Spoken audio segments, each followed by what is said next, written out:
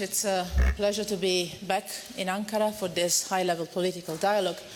And I remember very well that in this very same room in December 2014, together with my friend Commissioner Hahn, we were saying that the relations between the European Union and Turkey, with the new Commission on the European Union side coming into office, needed to be revitalized, and we needed to do a lot of work ahead of us because regional, global, and also local challenges needed a stronger and stronger cooperation between the European Union and Turkey that is not only an accession country but also a very important regional and global partner for the European Union.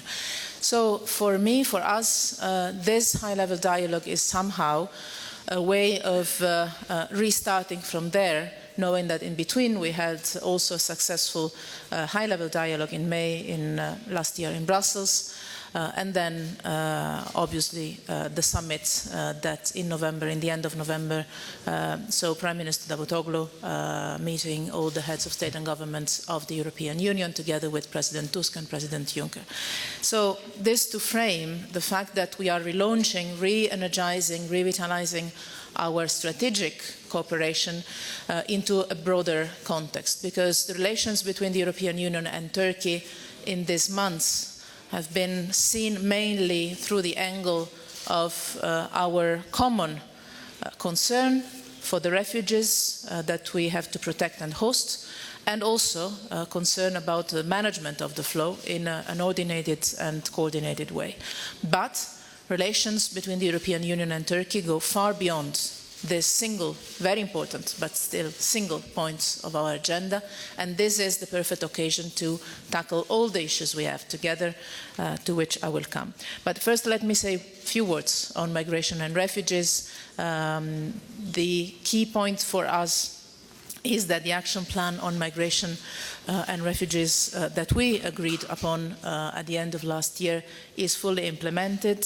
On the European Union side, this means that we have to better support Turkey in the incredible work it is doing to host and protect an enormous number of refugees, and on the Turkish side, that the management of the flows of refugees and also of irregular migrants has to be done in a better way. We agreed to strengthen our constant work in this respect so that our actions are coordinated, consistent, coherent, and that what we have agreed upon delivers for the benefit, first of all, let me say, of the refugees and of the migrants, because our first priority is always saving lives and preventing the smugglers' organizations and the criminal networks to make profit out of people's desperation, but also that we make this management of the flows sustainable both for Turkey and for the European Union. But let me say that, again, this is not the only point on our agenda. On the contrary, we have very significant issues we have to work on together in a better coordinated way, starting from the regional dynamics that are probably the most dangerous, the most problematic, the most turbulent dynamics that the world is facing today. We are right at the center of the most complicated setting on the global stage.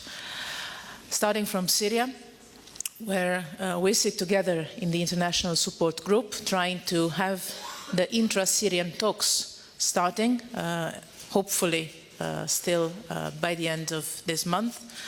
It is extremely important for us to have the process, the transition process, started in parallel with better humanitarian conditions on the ground.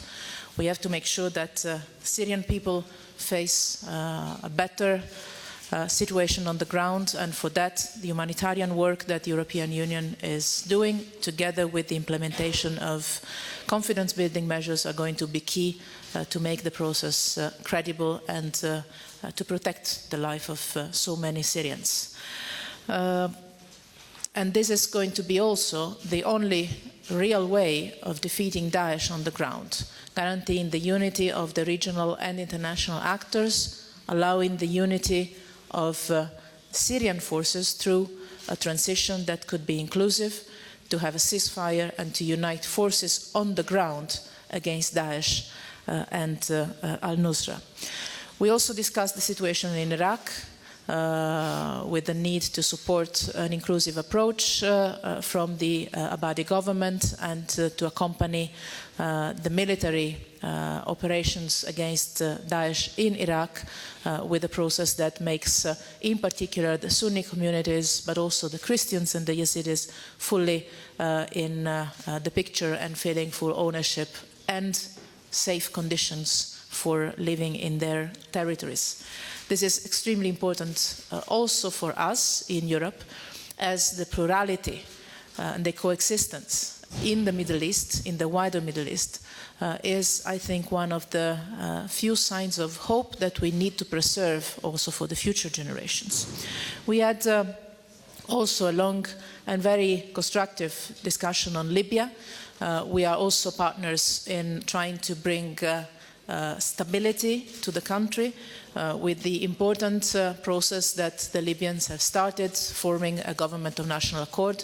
We both had the chance of meeting Prime Minister-designate Sarraj recently, in Ankara in your case, in Tunis in mine, and we are united, I think, in providing the government of national accord, once endorsed by the House of Representatives in Libya, all the support it needs to operate as a government in Libya for the sake of the Libyan citizens, for the sake of security in the region, and also for the sake of the fight against Daesh in that territory. We also discussed about the Israel-Palestine conflict. Normally we refer to this as a Middle East peace process. We actually discussed about the lack of Middle East peace process and common efforts we can have to revitalize it. And we also discussed our cooperation on counterterrorism, in particular when it comes to the fight against Daesh, that as recent attacks, both in Istanbul, in Ankara, in Europe, have clearly highlighted is a common priority, a common threat. We also discussed our bilateral relations, starting from the opportunities we have, the opportunities for sure to advance on accession talks, negotiations. I will leave this to Commissioner Hahn more in detail, but just to stress that in the European Union we value as extremely important the role of the talks on accession, in particular on the issues of rule of law, human rights, including freedom of expression and freedom of assembly, and the independence of judiciary.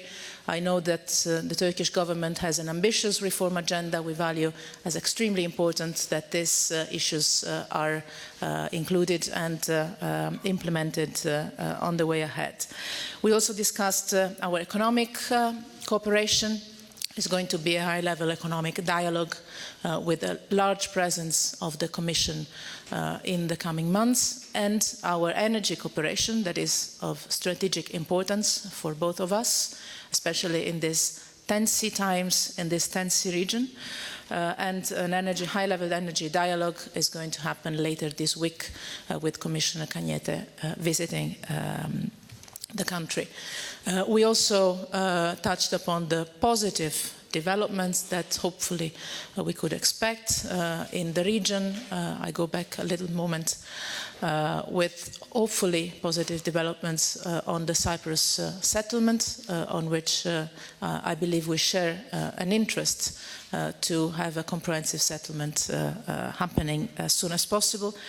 And we also shared our worries about the situation, the internal situation in the southeast of Turkey.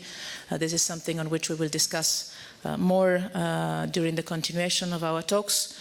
The European Union strongly condemns all forms of terrorist attacks, including by the PKK. At the same time, we call for an immediate ceasefire and the return to the Kurdish peace process that was launched in the past years with a brave, courageous vision by the Turkish authorities, and that we believe is and stays as the only way for peace and stability in the country and also most likely in the region. I thank you. Thank you very much, Federica.